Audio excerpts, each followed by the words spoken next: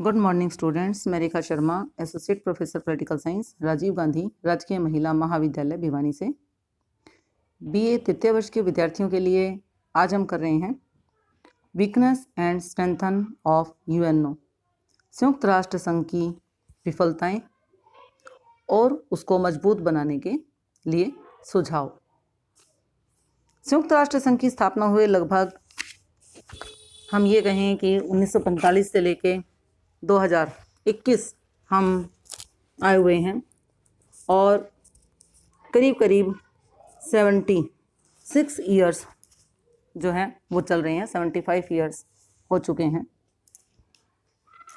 और अपने इस जीवन काल में संघ को जहाँ कुछ सफलताएं मिली हैं वहाँ उसे अनेक असफलताओं का भी सामना करना पड़ा है।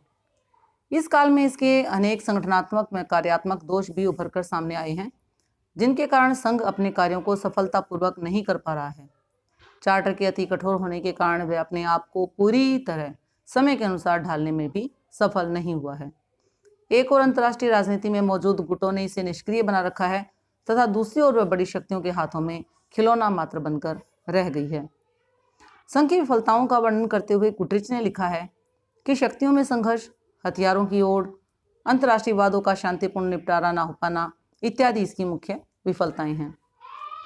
संयुक्त राष्ट्र संघ की जो मुख्य हम ये कहें कि जो उन्होंने असफलताओं का मुंह देखना पड़ा, यानी जिन विषयों या जिन विवादों को वो सुलझाने में असफल रहा, तो उसमें हम ये देखेंगे कि संयुक्त राष्ट्र संघ को निम्नलिखित विषयों और विवादों में असफलता का मुख देखना पड़ा है। सबसे पहले हम बात करते हैं उद्देश्यों की असफलता, फेलियर्स इन ऑब्जेक्टिव्स। संयुक्त राष्ट्र संघ का उद्देश्य अंतर्राष्ट्रीय शांति और सुरक्षा, राष्ट्रों के पारस्परिक सद्भाव और विकास तथा अंतर्राष्ट्रीय भाईचारे को बढ़ावा देना है। यह इस उद्देश्य को प्राप्त करने में असफल रहा है और आज भी राष्ट्र अपनी स्वार्थपरता में डूबे हुए हैं और उनमें अंतर्राष्ट्रीय दृष्टिकोण का अभाव पाया जाता है। राष्ट्रों द्वारा अंतर्राष्ट्रीय सहयोग और सद्भाव के स्थान पर अपने राष्ट्रीय हितों को प्रोत्साहन दिया जाता है।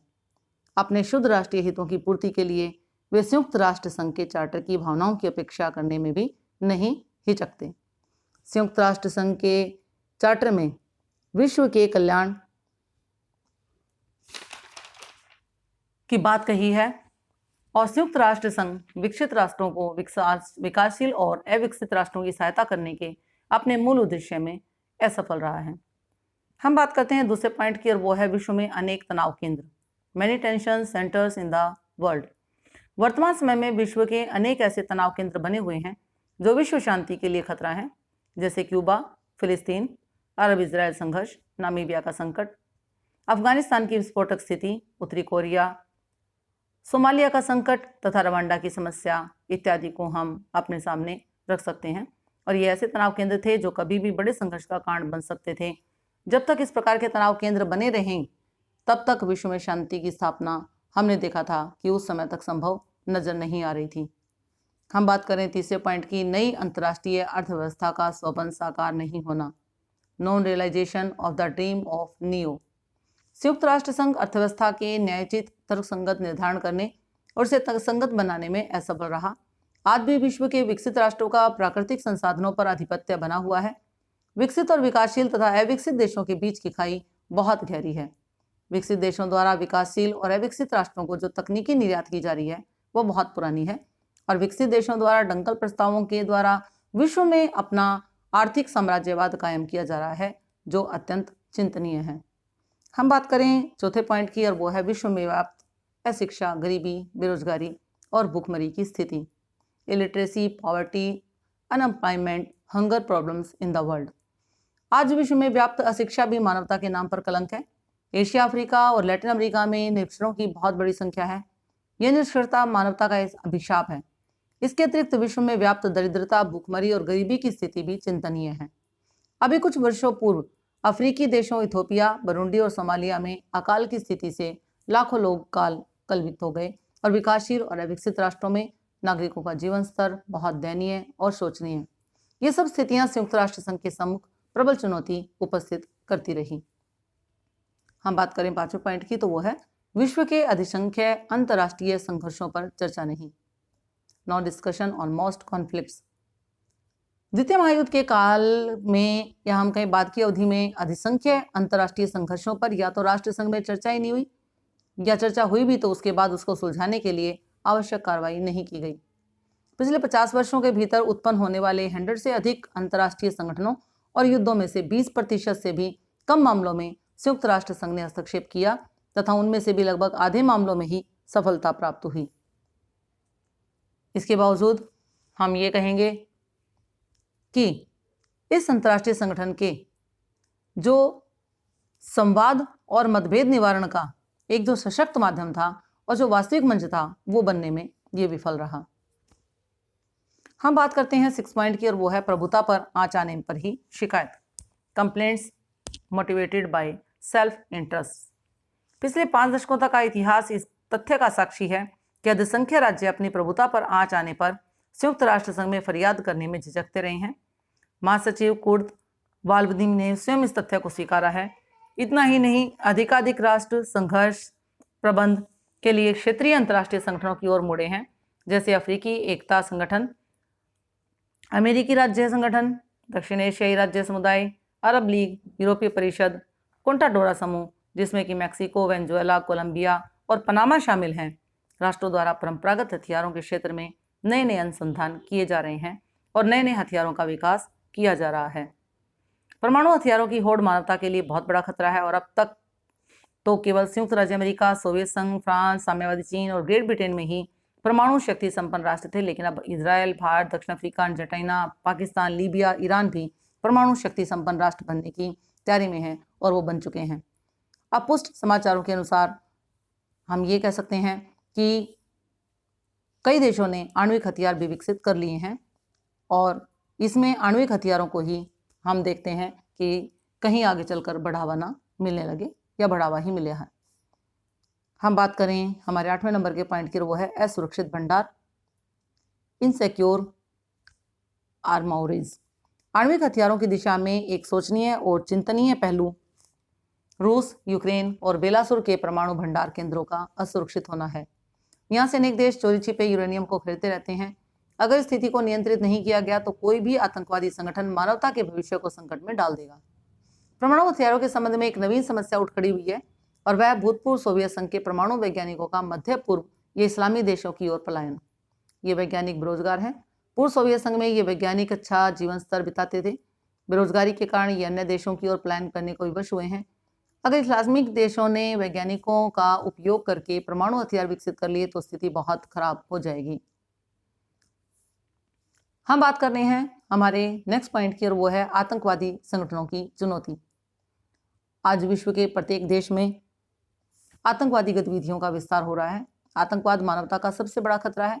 ये आतंकवादी संगठन बेगुनाह लोगों की हत्या करते हैं, विमान अपहरण करना, मादक पदार्थों की तस्करी करना, पृथकतावादी और विघटनकारी गतिविधियों में लिप्त रहना, अपहरण की घटनाओं में लिप्त रहना। इसके अलावा हम ये देखते हैं कि राजनीतिक हत्याएं करना, सैनिक जखीरे एकत्रित करना तथा सरकारों को अस्थिर करना इन संगठनों की मुख्य कार्यशैली है। ये संगठन अपनी गतिविधियों को विश्वव्यापी परिवेश में करते हैं। इसके अलावा भारत में पहले सिख उग्रवादी थे जिनकी समस्या जो थी वो हल कर ली गई। श्रीलंका में लिट्टे के उग्रवादी जिसकी समस्या हल कर ली गई।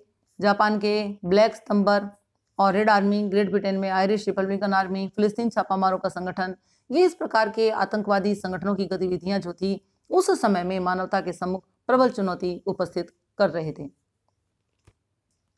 और इनकी आतंकवाद की कड़े शब्दों में निंदा की जानी अनिवार्य है।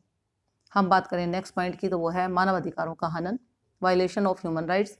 विश्व में बड़े पैमाने पर होने वाला मानवाधिकारों का हनन भी संयुक्त राष्ट्र संघ के समक्ष चुनौती रहा। इंटरनेशनल एमनेस्टी जैसे संगठन विश्व में मानवाधिकारों के संरक्षण की दिशा में कार्यरत हैं। नेक्स्ट पॉइंट की हम बात करें और वो है शरणार्थी समस्या, रेफ्यूजी प्रॉब्लम। आज भी फिलिस्तीनी, तिब्बती, श्रीलंकाई, अफगान, कबायली, इसके अलावा रोहिंग्याज, ये एक प्रकार की जो समस्या है शरणार्थियों की वो प्रबल चुनौती उपस्थित कर रही है।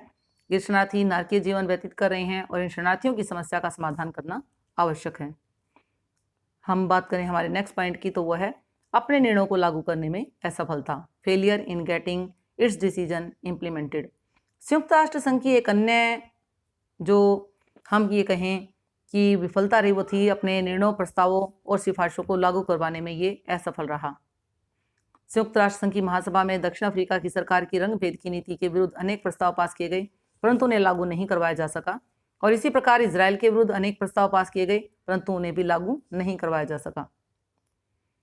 हम बात करें कंक्लूजन की, निष्कर्ष की, तो इसमें कोई संदेह नहीं कि संयुक्त राष्ट्र संघ को अनेक बार असफलता का मुख देखना पड़ा, परंतु इसका अर्थ ये नहीं है कि ये एक निरर्थक संगठन है। इन विफलताओं के बावजूद संयुक्त राष्ट्र संघ आज विश्व में सर्वोत्तम अंतर्राष्ट्रीय संगठन है, जिसने कई बार युद्धों को छिड़ने से रोका है। यदि कुछ कार्यों में इसकी असफलता मिली है तो उसका कारण संयुक्त राष्ट्र संघ नहीं है। पामर और परकिंस ने लिखा है कि अंतर्राष्ट्रीय क्षेत्र की विफलताओं के लिए संयुक्त राष्ट्र संघ को दोषी ठहराना न्याय संगत नहीं होगा। इस विफलता की जड़ें राष्ट्र प्रेम, संप्रभुता एवं राष्ट्र राज्य मनोविज्ञान में तथा मानव जाति की कुत्सित प्रवृत्तियों में गहरी जमी है। संयुक्त राष्ट्र संघ ने अभी तक मानवता को तृतीय विश्व युद्ध से बचाने में सफलता प्राप्त की है। इसने अनेक ऐसे विवादों को हल किया है जिन्हें यदि सुलझाया न जाता तो वे विश्व युद्ध का कारण बन सकते थे। इसने कई बार आक्रमणकारी के विरुद्ध शक्ति का प्रयोग करके शांति की स्थापना करने में सफलता प्राप्त की है। सामाजिक एवं आर्थिक क्षेत्र में संयुक्त राष्ट्र संघ ने महत्वपूर्ण कार्य किया है और सफलता प्राप्त की है। संयुक्त राष्ट्र संघ एक ऐसा साधन है जो विश्व के देशों को एकता के सूत्र में बांधकर रख सकता है तथा राज्यों की साम्राज्यवादी तथा आक्रमणकारी प्रवृत्तियों पर अंकुश रख सकता है। संयुक्त राष्ट्र संघ के महत्व का वर्णन करते हुए आईकेल बर्गर ने लिखा है कि अभी तक संयुक्त राष्ट्र संघ एक के बाद एक प्रत्येक अवज्ञा, एक के बाद एक प्रत्येक उपेक्षा के पश्चात जीवित रहा है तथा पहले की अपेक्षा अधिक शक्तिशाली लग रहा है। राष्ट्र का कुछ समय के लिए उसकी अवहेलना भले ही कर दें, परंतु विश्व समस्याओं को हल करने का एकमात्र साधन मानते हुए वे प्राय उसी की शरण में वापस आते हैं। हम बात कर रहे हैं संयुक्त राष्ट्र संघ को शक्तिशाली बनाने के लिए सुझाव, suggestions to strengthen the UNO. संयुक्त राष्ट्र संघ की कमजोरियों एवं उसकी संगठनात्मक त्रुटियों को दूर करने के लिए निम्नलिखित सुझाव दिए गए हैं। सबसे पहले हम बात करें सदस्यता के संबंध में, मेंबरशिप। चार्टर की धारा 4 में संयुक्त राष्ट्र संघ का सदस्य बनने के लिए 2 शर्तें रखी गई हैं। सबसे पहली शर्त है कि जो राष्ट्र संयुक्त राष्ट्र संघ का सदस्य बनना चाहे वह शांति का प्रेमी हो तथा उसमें चार्टर में दिए गए दायित्वों को स्वीकार करने तथा उनका पालन करने की इच्छा तथा योग्यता हो। दूसरी शर्त यह है कि इसकी सिफारिश सुरक्षा परिषद द्वारा की जाए और महासभा उसको अपनी स्वीकृति प्रदान करें। दूसरी कि प्रथम शर्त तो उचित प्रतीत होती है, परंतु द्वितीय शर्त उचित नहीं है, क्योंकि इसके कारण संयुक्त राष्ट्र संघ में बड़े विवाद उत्पन्न हुए हैं। और इसका कारण यह है कि सोवियत रूस और संयुक्त राज्य अमेरिका दोनों ही उन राज्यों को संयुक्त राष्ट्र संघ बनाना चाहते थे, उनमें शामिल करना चाहते थे जो उनके पक्ष में थे, और उनको सदस्य नहीं बनाना चाहते थे जो उनके विपक्षी या विरोधी थे। सोवियत रूस व पश्चिमी राष्ट्रों में इस विषय पर बड़ा मतभेद था। आयरलैंड, फिनलैंड, इटली, पुर्तगाल, ऑस्ट्रेलिया, जॉर्डन, श्रीलंका और जापान के संयुक्त राष्ट्र संघ में प्रवेश का रूस द्वारा अत्यधिक विरोध किया गया था और संयुक्त राज्य अमेरिका व पश्चिमी देशों ने अल्बानिया, बुल्गारिया, हंगरी, रोमानिया और मंगोलियन जन गणराज्य व चीन के प्रवेश के संबंध में अत्यधिक विरोध किया था। इसका परिणाम यह हुआ कि दोनों के मध्य वैमनस्य व कटुता बढ़ी, जिसका परिणाम यह हुआ कि विश्व के समस्त देशों का प्रतिनिधित्व संयुक्त राष्ट्र संघ में उस समय नहीं हो पाया था। साम्यवादी चीन पर्याप्त समय तक संयुक्त राष्ट्र संघ का सदस्य नहीं बन पाया था और राष्ट्रवादी फार्मोसा उसका सदस्य रहा। विश्व के समस्त देशों का प्रतिनिधित्व संयुक्त राष्ट्र संघ में होना आवश्यक है, अतः इस शर्त में आवश्यक संशोधन किया जाना चाहिए ताकि देश इसके सदस्य बन सके। हम बात करें हमारे नेक्स्ट पॉइंट की, वो है वीटो के अधिकार में संशोधन। संयुक्त राष्ट्र संघ में नए राज्यों के प्रवेश से स्थायी सदस्यों को जो वीटो शक्ति प्राप्त है उसको समाप्त कर देना चाहिए, क्योंकि इसके प्रयोग ने महाशक्तियों में मित्रता के स्थान पर कटुता को जन्म दिया है और वे एक दूसरे को सदा नीचा दिखाने का प्रयत्न करती हैं। इस प्रसंग में एल्वेरेज का मत है कि वीटो शक्ति का स्वतंत्रता पूर्वक प्रयोग करने के अधिकार को स्वीकार करना यह सिद्ध कर सकता है कि प्रत्येक बात में इसका प्रयोग सुरक्षा महासभा के अन्य सभी सदस्यों की इच्छाओं पर एक महान शक्ति की इच्छा का थोपा जाना होगा। और इसका प्रयोग शांति एवं सुरक्षा संबंधी विषयों के अतिरिक्त अन्य विषयों पर होना संयुक्त राष्ट्र संघ को पूर्णतः नपुंसक बना देगा। निशेषाधिकार की कुछ लेखकों ने, जिसका कि सुरक्षा परिषद के प्रसंग में उल्लेख भी किया जा चुका है, कटु आलोचना की है, परंतु संयुक्त राष्ट्र संघ का निर्माण ही इस आधार पर हुआ कि बड़े राष्ट्रों की सहमति से ही शांति हो सकती है और यह अंतर्राष्ट्रीय संगठन कायम रह सकता है। अतः निशेषाधिकार आवश्यक माना गया है। वियना सम्मेलन की चतुर्थ संघ व पवित्र संघ व्यवस्था इसलिए असफल हुई क्योंकि ब्रिटेन की बात नहीं मानी गई थी। राष्ट्र संघ में उस समय के शक्तिशाली राष्ट्र जापान, इटली व जर्मन के बाद एक राष्ट्र संघ से इसलिए अलग होते चले गए क्योंकि राष्ट्र संघ में ब्रिटेन का और कुछ अंशों में फ्रांस का वर्चस्व था। बाकी राष्ट्र मूक दर्शक रहने को विवश थे। यहाँ तक कि जब ब्रिटेन और फ्रांस ने रूस को 1940 में राष्ट्र संघ से निष्कासित कर दिया तो राष्ट्र संघ के उस समय उपस्थित सभी सदस्यों ने उनका समर्थन किया था। हम बात करते हैं नेक्स्ट पॉइंट की और वो है सुरक्षा परिषद का पुनर्गठन, रीऑर्गेनाइजेशन ऑफ सिक्योरिटी काउंसिल्स। सुरक्षा परिषद का विस्तार करके उसमें एशिया तथा अफ्रीका के 9 स्वतंत्र राज्यों को प्रतिनिधित्व दिया जाना चाहिए। एशिया तथा अफ्रीका के कई राज्य तो संयुक्त राष्ट्र संघ के भी सदस्य नहीं हैं और ना ही उन्हें सुरक्षा परिषद में कोई प्रतिनिधित्व दिया गया है। केवल चीन सुरक्षा परिषद में एशिया का एक स्थायी सदस्य है। अब यह आवश्यक हो गया है कि अब इन राज्यों में कम से कम एक और राष्ट्र को सुरक्षा परिषद का स्थायी सदस्य बनाया जाए और अन्य कुछ राज्यों को समितियों में पर्याप्त प्रतिनिधित्व दिया जाए। अफ्रीकी द्वीप के किसी एक राज्य को भी सुरक्षा परिषद का सदस्य बनना चाहिए। संयुक्त राष्ट्र संघ के पूर्व महासचिव घाली ने जापान, जर्मनी, नाइजीरिया, ब्राजील तथा भारत को संयुक्त राष्ट्र संघ के स्थायी सदस्य बनाने की सिफारिश की है। भारत समय समय पर सुरक्षा परिषद में स्थायी प्रतिनिधित्व के लिए प्रयासरत रहे। चार्टर की धारा 26 के अनुसार सुरक्षा परिषद में मतदान की व्यवस्था में प्रक्रिया संबंधी तथा अन्य समस्त विषय शब्दों का प्रयोग किया गया है, जो कि उचित नहीं है, क्योंकि इसके कारण ही निशेषाधिकार का प्रयोग अत्यधिक रूप में किया जाता है। इस बात का स्पष्ट उल्लेख किया जाना आवश्यक है कि वीटो का प्रयोग किन किन महत्वपूर्ण मामलों में किया जा सकता है। अब हम बात करते हैं हमारे नेक्स्ट पॉइंट की और वो है महासभा की स्थिति में सुधार, improvement in the position of general assembly. संयुक्त राष्ट्र को शक्तिशाली बनाने के लिए यह आवश्यक है कि महासभा की स्थिति में सुधार किया जाए। महासभा को विश्व की संसद का स्तर प्राप्त होना चाहिए और उसके निर्णयों का उचित ढंग से पालन किया जाना चाहिए। महासभा के सदस्य राष्ट्रों के प्रतिनिधियों का उस देश की जनता द्वारा चुनाव होना चाहिए, क्योंकि सरकार द्वारा मनोनीत प्रतिनिधि उस देश की जनता की सही भावनाओं को व्यक्त नहीं कर पाते। महासभा का अधिवेशन थोड़े समय के लिए होना चाहिए ताकि उसमें सदस्य राष्ट्रों के राष्ट्राध्यक्ष तथा राजनीतिक रूप से नियमित रूप से भाग ले सकें। जो राजनीतिज्ञ हैं वो वहां प्रतिनिधित्व अपना कर सकें। महासभा को अंतर्राष्ट्रीय सेना के निर्माण का अधिकार होना चाहिए तथा धन संग्रह करने का भी अधिकार मिलना चाहिए। हम बात करते हैं नेक्स्ट पॉइंट की और वो है अंतर्राष्ट्रीय सेना की स्थापना, most important point, establishment of international force. संयुक्त राष्ट्र को शक्तिशाली बनाने के लिए आवश्यक है कि उसकी अपनी सेना हो। बिना अंतर्राष्ट्रीय सेना के संयुक्त राष्ट्र स्वतंत्रता पूर्वक किसी बड़े राष्ट्र के विरुद्ध सैनिक कार्रवाई नहीं कर सकता। संयुक्त राष्ट्र ने जब भी शांति का गठन किया तब उसे सदस्य देशों से प्रार्थना करनी पड़ती है और ये उचित है कि संयुक्त राष्ट्र की अपनी स्थायी सेना हो ताकि उसका प्रयोग अंतर्राष्ट्रीय शांति को बनाए रखने के लिए किया जा सके। हम बात करते हैं नेक्स्ट पॉइंट की और वो है निशस्त्रीकरण के लिए अनिवार्य व्यवस्था। शस्त्रों की होड़ को रोकना अंतर्राष्ट्रीय शांति के लिए अनिवार्य है। अतः चार्टर में संशोधन करके निशस्त्रीकरण की व्यवस्था को अनिवार्य कर देना चाहिए।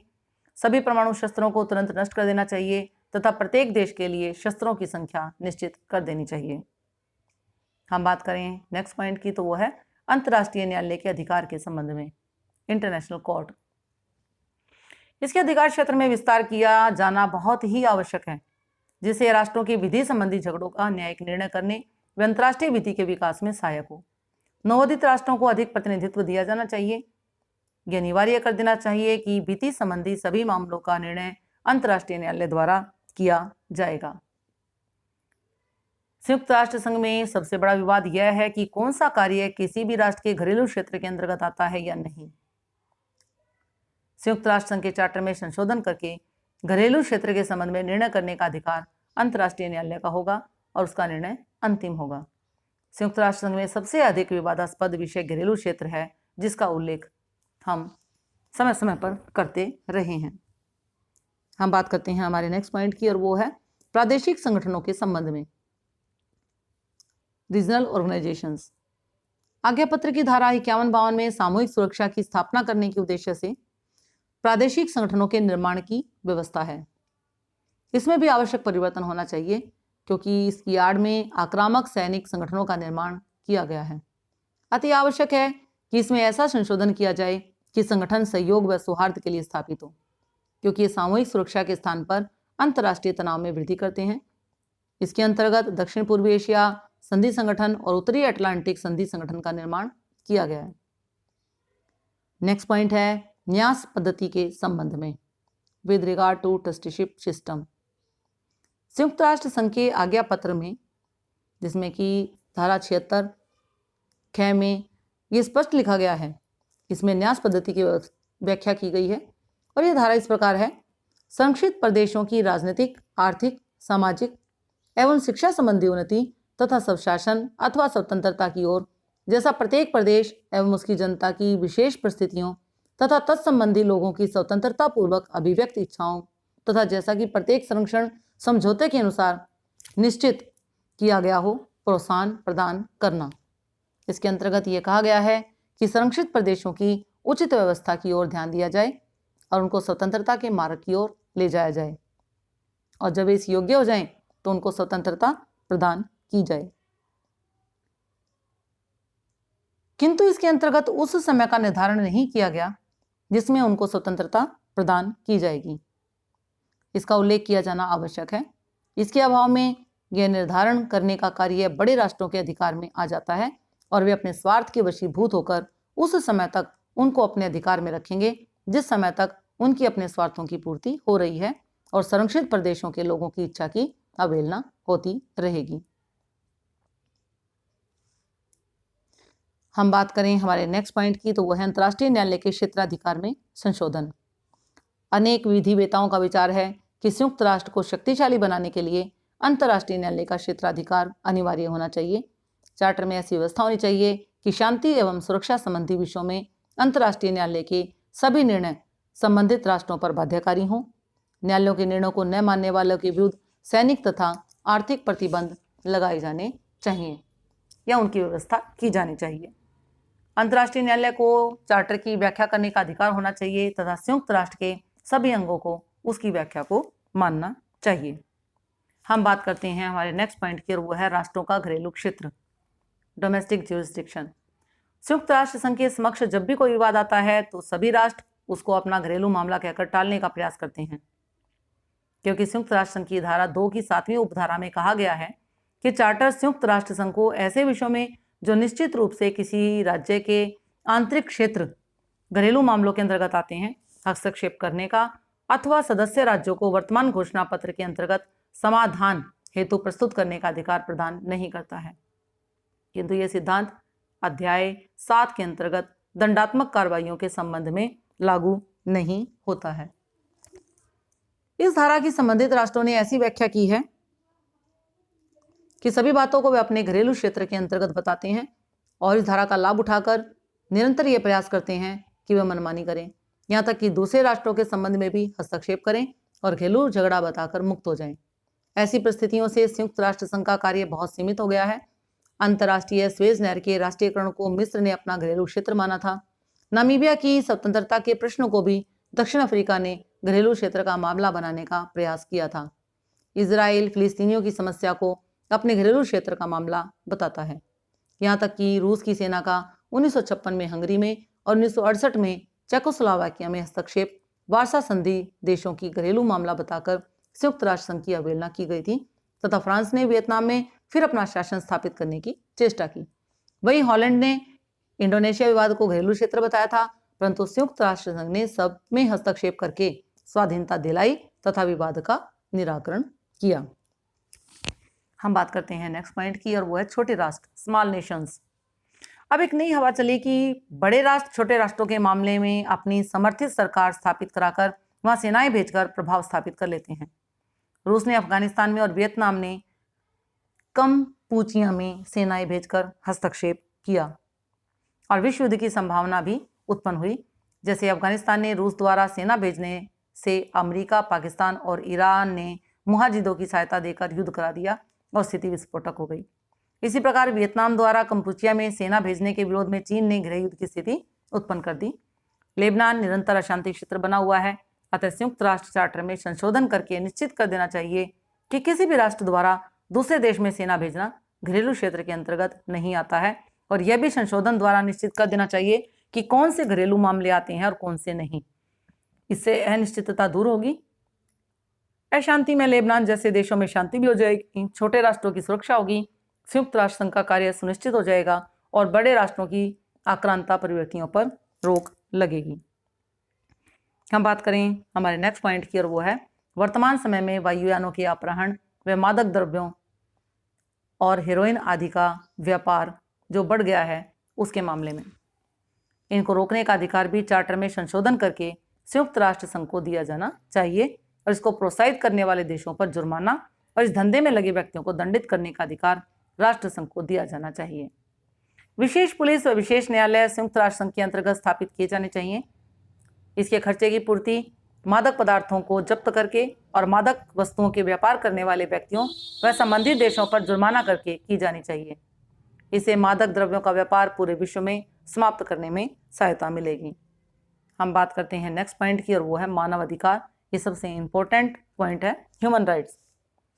संयुक्त राष्ट्र संघ ने सार्वभौमिक मानवाधिकारों की घोषणा करके अति उत्तम कार्य किया, परंतु उसके कार्यान्वयन करने की उचित व्यवस्था नहीं की गई।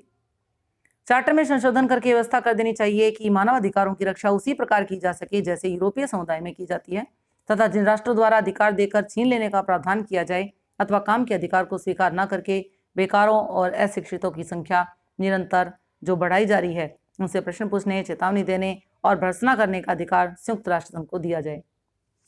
उत्तम तो ये कहेंगे हम, ये होगा कि मानव अधिकारों के उल्लंघन पर स्वयं व्यक्ति संयुक्त राष्ट्र संघ में प्रतिवेदन कर सके और उसे उचित न्याय मिले। परंतु यदि अरबों मनुष्यों के लिए व्यवस्था करना संभव न हो सके तो अल्पसंख्यक वर्ग या जाति या संप्रदाय के लिए ऐसी व्यवस्था की जाए उसके साथ उचित न्याय हो सके, और अल्पसंख्यक वर्ग या जाति या संप्रदाय के लिए ऐसी व्यवस्था की जाए कि जिसमें उन्हें उचित न्याय मिल सके। ऐसी व्यवस्था की जानी चाहिए कि कोई भी संप्रदाय, जाति या अल्पसंख्यक वर्ग जो यह समझता है कि उसके साथ उचित व्यवहार या प्रतिनिधित्व या न्याय नहीं मिल रहा है तो संयुक्त राष्ट्र संघ में प्रतिवेदन कर सकता है, और संयुक्त राष्ट्र संघ को जांच करके संबंधित देश को उचित व्यवहार व्यवस्था करने का आदेश देने का अधिकार होगा। हम बात करते हैं हमारे नेक्स्ट पॉइंट की प्रोविजन ऑफ वेटेड वोटिंग, भारित मतदान की व्यवस्था। एलन डी रोस्ट के मतानुसार महासभा में भारित मतदान की व्यवस्था प्रणाली अपनाई जानी चाहिए, जिसकी प्रणाली के अनुसार महासभा के सभी सदस्यों को समान मानकर एक मत का अधिकार नहीं होना चाहिए, बल्कि बड़े राष्ट्रों को छोटे राष्ट्रों की अपेक्षा अधिक मत देने का अधिकार होना चाहिए। मतदान के तरीके में भी संशोधन करके जनसंख्या के अनुपात के आधार पर मत दिए जाने चाहिए। हम नेक्स्ट बात करें हमारे पॉइंट की, तो वो है महासचिव के कार्यकाल में वृद्धि। संयुक्त राष्ट्र के महासचिव का वर्तमान कार्यकाल 5 वर्ष है और यह अवधि बहुत कम है, और प्राय महासचिव 2 या 3 बार पद पर बना रहना चाहते हैं। इसके लिए महासचिव को महाशक्तियों के समर्थन की आवश्यकता होती है, और वे कई बार पुनर्निर्वाचन के चक्कर में महाशक्तियों का पक्षपात करते हैं। अतः महासचिव की निष्पक्षता को बनाए रखने के लिए आवश्यक है कि महासचिव के कार्यकाल की अवधि 7 या 8 वर्ष कर दी जानी चाहिए। महासचिव पेजे दी कुडिया तीसरी बार पदासीन होना चाहते थे, परंतु चीन ने वीटो का प्रयोग की धमकी दी थी और इंग्लैंड भी उससे असंतुष्ट था। इसी तरह बुसर घाली दूसरी बार पदासीन होना चाहते थे, परंतु अमेरिका ने इसका विरोध किया था। हम बात करते हैं हमारे लास्ट पॉइंट की, और वो है चार्टर की संशोधन प्रक्रिया में सुधार। संयुक्त राष्ट्र संघ को शक्तिशाली बनाने के लिए आवश्यक है कि चार्टर की संशोधन प्रक्रिया में सुधार किया जाना चाहिए। यदि हम वास्तविक रूप में ही संयुक्त राष्ट्र संघ को मजबूत बनाना चाहते हैं तो इसके लिए जरूरी है कि जो वर्तमान संशोधन प्रक्रिया जो कि कठिन है, इसमें संशोधन करके, क्योंकि इसमें आज तक 2 ही संशोधन हो पाए हैं, और यदि संशोधन प्रस्ताव को महासभा 2/3 बहुमत से पारित कर दे जैसा कि इसमें कहा गया है, और सदस्य देश अपनी अपनी वैधानिक प्रक्रिया द्वारा 2/3 बहुमत से उस संशोधन प्रस्ताव का अनुसमर्थन कर दें, तो अतः सुरक्षा परिषद के स्थायी सदस्यों का निषेधाधिकार चार्टर के संशोधन के संदर्भ में समाप्त कर दिया जाना चाहिए। बिना संशोधन प्रक्रिया में परिवर्तन किए अन्य सुझावों को व्यावहारिक रूप नहीं दिया जा सकता, क्योंकि चार्टर में संशोधन करना अति कठिन है। तो संयुक्त राष्ट्र संघ को मजबूत बनाने के लिए हमें इस प्रकार के जो सुझाव हैं उन पर अमल करना पड़ेगा और काफ़ी चीज़ों में अमल कर चुके हैं और संयुक्त राष्ट्र संघ आज एक मजबूत स्थिति में हमारे सामने है। स्टूडेंट्स, अब हम करेंगे अभ्यास के लिए महत्वपूर्ण प्रश्न। आप निम्नलिखित जो प्रश्न हैं उनके उत्तर लिख लिख कर प्रैक्टिस कर सकते हैं। सबसे पहले है संयुक्त राष्ट्र संघ की राजनीतिक उपलब्धियों का वर्णन करें। दूसरा, विश्व शांति की स्थापना के यंत्र के रूप में संयुक्त राष्ट्र संघ की भूमिका की व्याख्या कीजिए। अपने उत्तर उदाहरणों से स्पष्ट कीजिए। नेक्स्ट क्वेश्चन इस तरह भी आ सकता है कि शांति एवं सुरक्षा की स्थापना में संयुक्त राष्ट्र संघ की भूमिका की व्याख्या कीजिए। इसके अलावा संयुक्त राष्ट्र संघ की राजनीतिक उपलब्धियों का वर्णन कीजिए और संयुक्त राष्ट्र संघ की गैर राजनीतिक गतिविधियों का वर्णन कीजिए। और ये क्वेश्चन इस प्रकार से भी आ सकता है कि आर्थिक तथा सामाजिक क्षेत्र में संयुक्त राष्ट्र संघ की सफलताओं का विस्तार पूर्वक वर्णन कीजिए। स्टूडेंट्स, अब हम बात करते हैं time management for preparation of exam की।